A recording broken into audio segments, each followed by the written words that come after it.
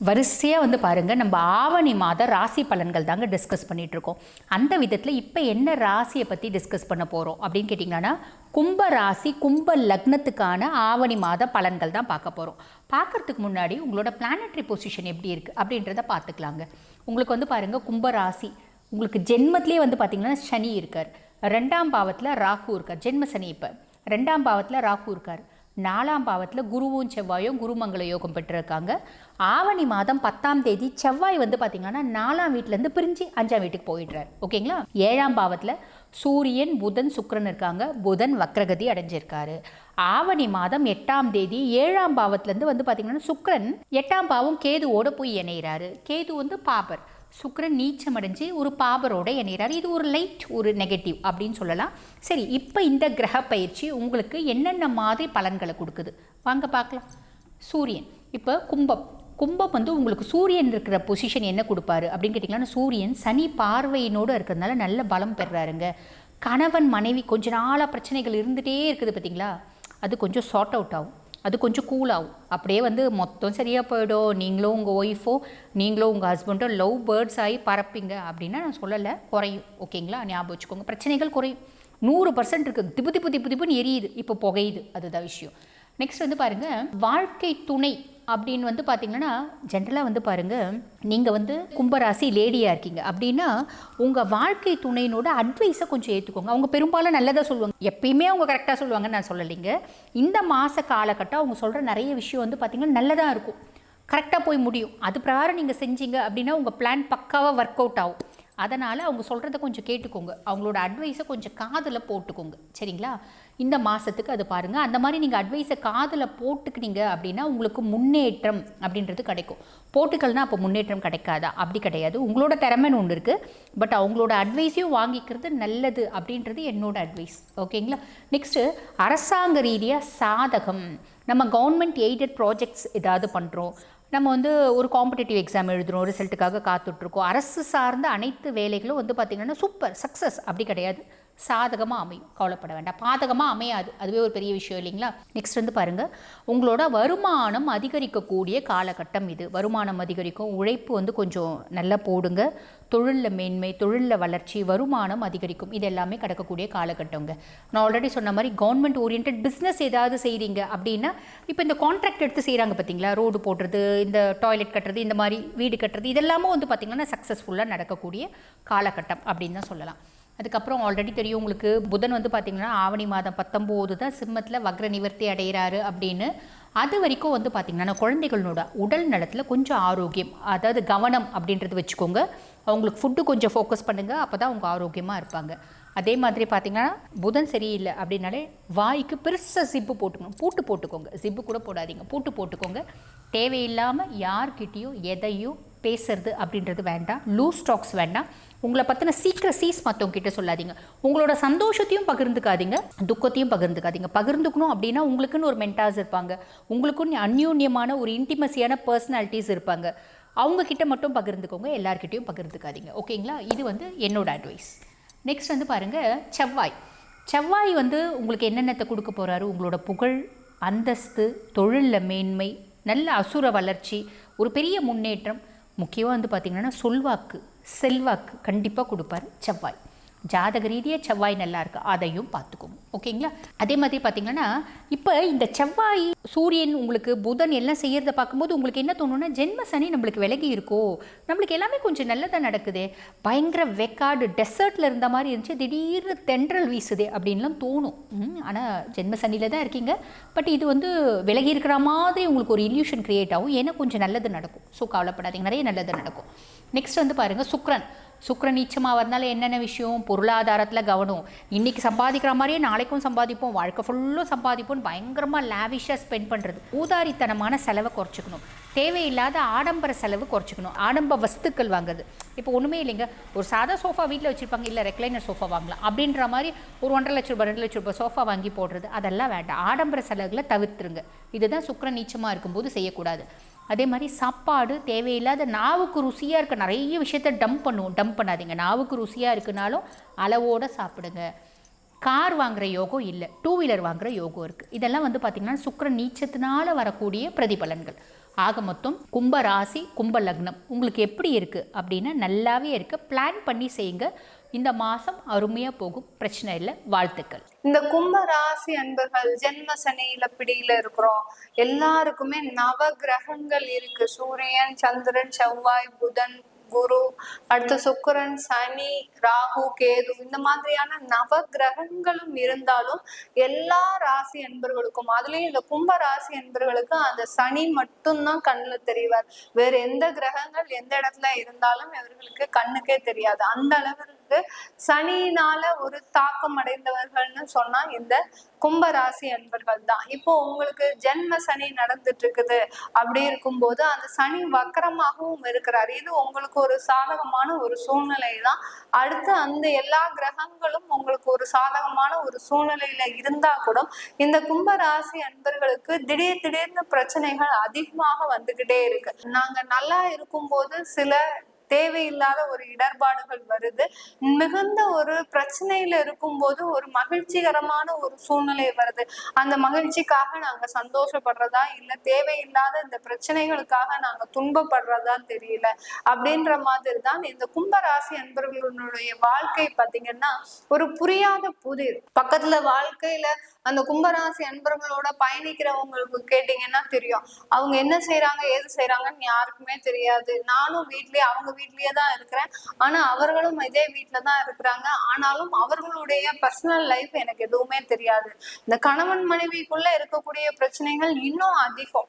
என்னதான் நீங்க எது செஞ்சாலும் ஈகோ ப்ராப்ளம் இந்த கும்பராசி அன்பர்களுக்கு நிறைய இருக்கும். மனைவி பேச்சதான் கேட்கணும் அப்படின்ற மாதிரி இருப்பாங்க. கணவன் கும்பராசி அன்பர்களா இருந்தீங்கன்னா மனைவி தான் பேச்சதான் கேட்கணும் அப்படின்ற மாதிரியான இந்த ஈகோ ப்ராப்ளம்ஸ் எல்லாம் இந்த கும்பராசி அன்பர்களுக்கு நிறைய இருக்கும். அதே சமயத்துல இந்த கும்பராசி அன்பர்கள் ஒரு உறவினர்கள் இருக்கக்கூடிய இடத்திற்கு போறாங்கன்னா இவர்களை மாதிரியான ஒரு ஒற்றுமையாக இருக்கக்கூடிய தம்பதிகள் யாருமே கிடையாது. அந்த அளவிற்கு மிக எளிமையாகவும் வெளி தோற்றத்திற்கு ஒற்றுமையாகவும் இருக்கக்கூடியவர்கள்னா இந்த கும்பராசி அன்பர்கள் தான். அந்த அளவிற்கு ஒரு சமுதாயத்திற்காக ஒரு முகமாகவும் உள்ளுக்குள்ள தன்னுடைய வாழ்க்கைக்கு வேறொரு முகத்திலேயும் காணப்படுபவர்கள் இந்த கும்பராசி என்பவர்கள்.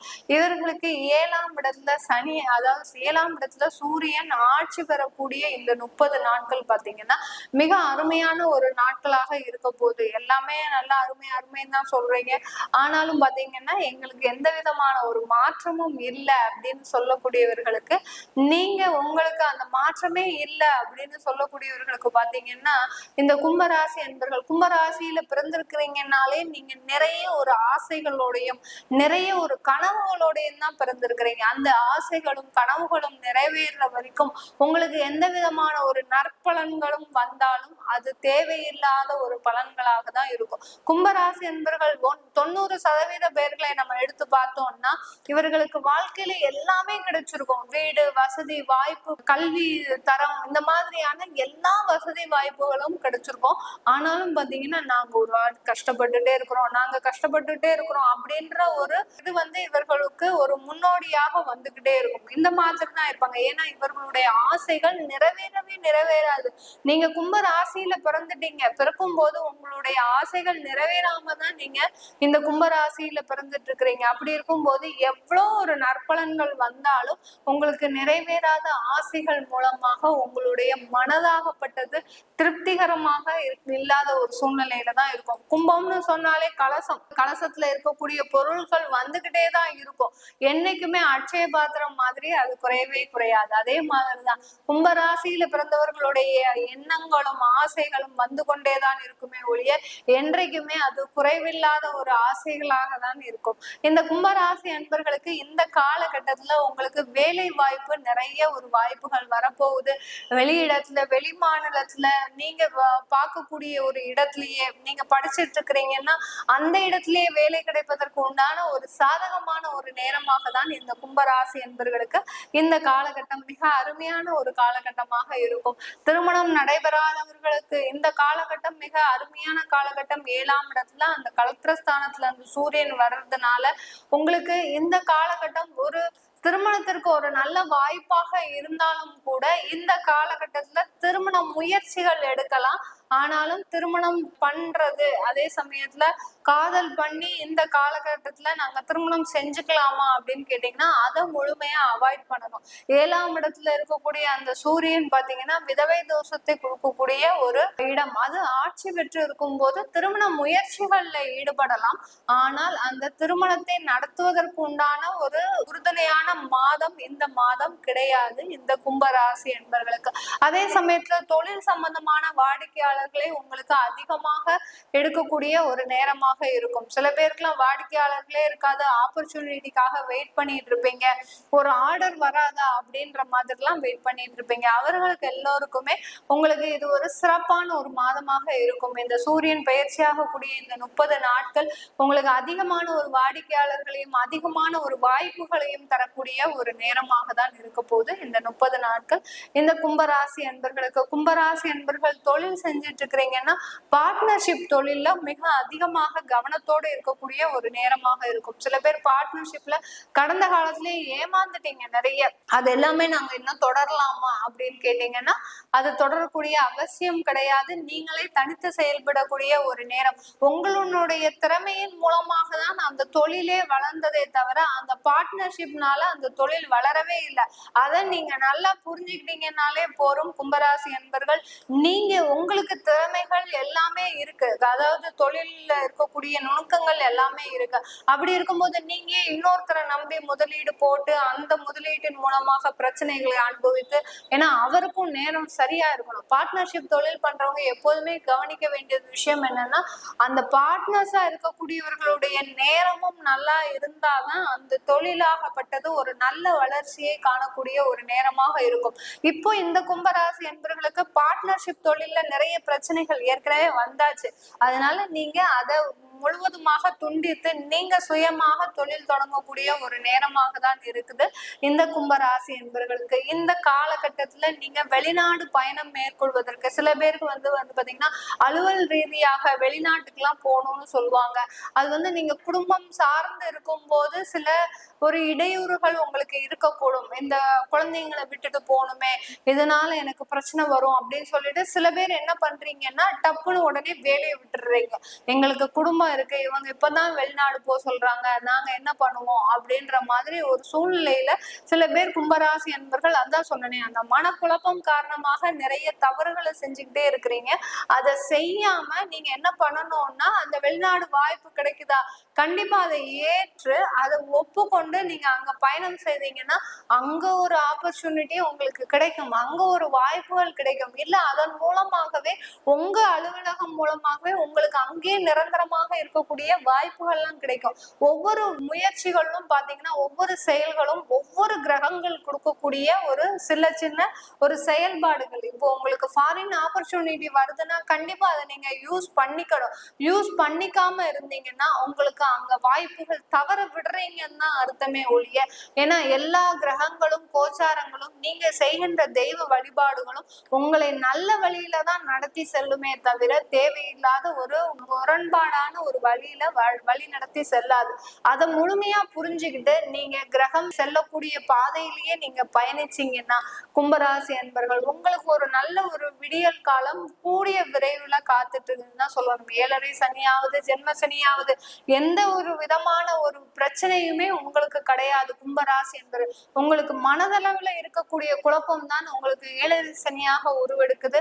அடுத்து பாத்தீங்கன்னா ஜென்ம சனியாக உருவெடுக்குது. இது எல்லாமே நிவர்த்தி செய்யறதுக்கு இந்த சூரியன் உங்களுக்கு இந்த மாதத்துல 7ஆம் இடத்துல பயணிக்கும் போது உங்களுக்கு உண்டான மாற்றங்கள் உங்களை தேடி வரக்கூடிய ஒரு நேரமாக தான் இருக்கும்.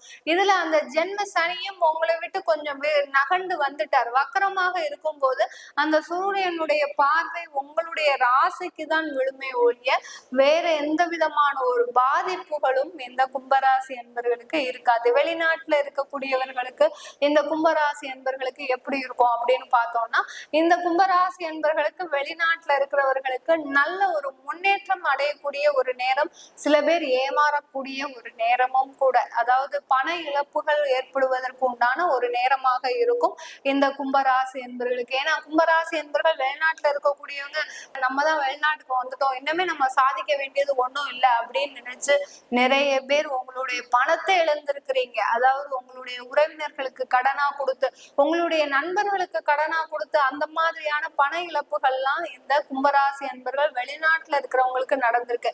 இன்னைக்கு நேரத்திற்கு நீங்க அங்க வேலை இல்லாம இருக்கும்போது யாருமே உங்களுக்கு ஹெல்ப் பண்ண வரமாட்டாங்க. உங்களுக்கு நேரங்காலம் உங்களுக்கு ஒரு சாதகமா இருக்கும் போதுதான் அந்த ஒரு வெளிப்பாடு உங்களுக்கு தெரியும். இப்போ உங்களுக்கு நேரங்காலம் சாதகமாக இருக்கு, உங்களுக்கு வேலையும் கிடைக்கக்கூடிய ஒரு நேரமாக இருக்கு. ஆனாலும் உங்களுடைய அந்த உதவி செய்யும் தன்மையை கொஞ்சம் குறைச்சுக்கணும். அதாவது நீங்க உங்களுக்கு போகதான் தானமும் தர்மமும்ன்ற அளவுக்கு இந்த கும்பராசி என்பவர்கள் வெளிநாட்டுல இருக்கக்கூடியவர்கள் நீங்க உதவி செய்யற பழக்கத்தை ஒரு கடனா கொடுங்க. அதாவது நண்பர்களுக்கு உதவி செய்யறீங்கன்னா அதை கடனா கொடுங்க. அப்பனாதான் அவங்களுக்கும் அதை திருப்பி கொடுக்கணும்ன்ற ஒரு எண்ணம் இருக்கும். அதை விட்டுட்டு நீ எப்பனாலும் பரவாயில்ல நீ வச்சுக்கோ, நான் பாத்துக்கிறேன், நான் அட்ஜஸ்ட் பண்ணிப்பேன், நான் வெளிநாட்டுல தானே இருக்கேன் அப்படின்ற ஒரு எண்ணத்தோடு இருந்தீங்கன்னா நீங்க தான் ஏமாறப்படுவீங்களே தவிர உங்களால யாருக்கும் ஏமாற்றம்ன்றது இருக்காது. அதனால எந்த அளவுக்கு விழிப்போடு இருக்கிறீங்களோ கும்பராசி என்பவர்கள் வெளிநாட்டுல இருக்கக்கூடியவர்கள் ஒரு நல்ல ஒரு முன்னேற்றத்தை காணக்கூடிய ஒரு நேரமாக தான் இருக்க போகுது இந்த காலகட்டத்துல.